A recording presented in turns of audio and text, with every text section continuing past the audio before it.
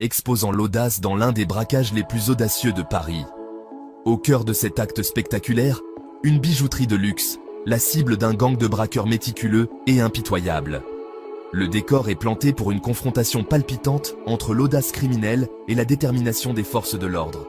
Mais ce jour-là, une ombre plane, annonçant un événement qui marquera l'histoire de la ville. Dans la vitrine de la bijouterie, les diamants scintillent, les émeraudes miroitent, les rubis brillent.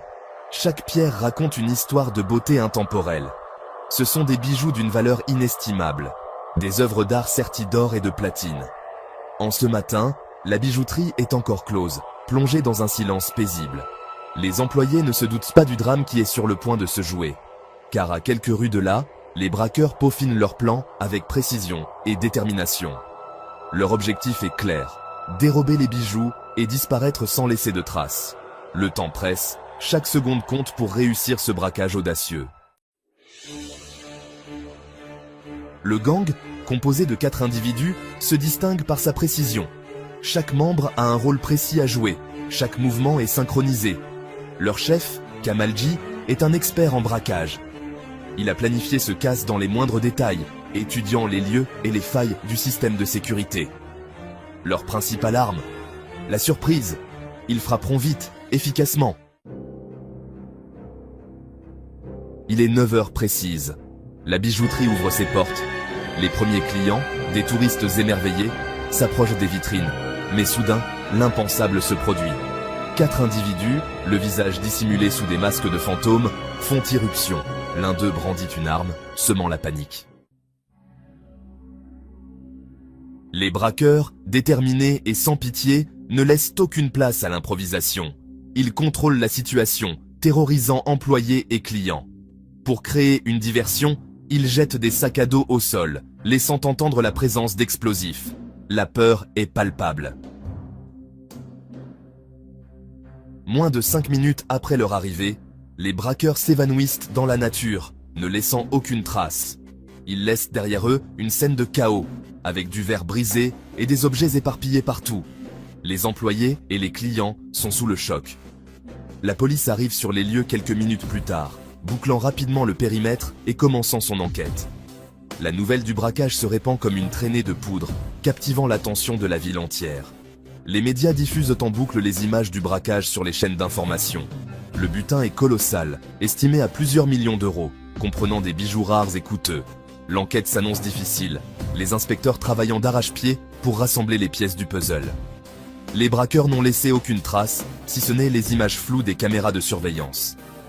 La ville reste en alerte, se demandant quand et où frapperont les braqueurs la prochaine fois. L'enquête sur le braquage des Champs-Élysées est confiée à la brigade de répression du banditisme, une unité d'élite de la police judiciaire parisienne. Les enquêteurs sont lancés dans une course contre la montre pour identifier et localiser les auteurs de ce crime audacieux. Ils passent au peigne fin les images des caméras de surveillance, interrogent les témoins et analysent les moindres indices.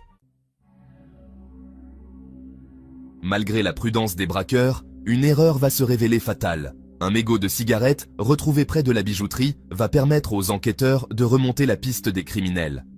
L'ADN retrouvé sur le mégot correspond à celui d'un certain Kamalji, un individu déjà connu des services de police. Les enquêteurs découvrent que Kamalji est un habitué des braquages. La police a la conviction qu'il est le cerveau du braquage des Champs-Élysées. Après des mois d'enquête, Kamalji et ses complices sont finalement arrêtés. Lors des perquisitions, les policiers découvrent des armes, de l'argent liquide, mais aucune trace des bijoux volés. Le procès de Kamalji et de ses complices s'ouvre devant la cour d'assises de Paris. L'accusation dépeint un gang organisé, dirigé d'une main de fer par Kamalji. Les avocats de la défense plaident un acte isolé. Après plusieurs semaines d'audience, le verdict tombe. Kamalji est condamné à 15 ans de réclusion criminelle pour vol à main armée et association de malfaiteurs. Ses complices écopent de peines allant de 5 à 10 ans de prison. Malgré les condamnations, le mystère reste entier. Les bijoux dérobés lors du braquage des Champs-Élysées n'ont jamais été retrouvés. Le braquage des Champs-Élysées reste, à ce jour, une énigme non résolue. L'audace des braqueurs, la précision de leur plan, la disparition du butin, tout contribue à faire de ce braquage un fait divers hors du commun. Ce braquage nous rappelle que la réalité peut parfois dépasser la fiction.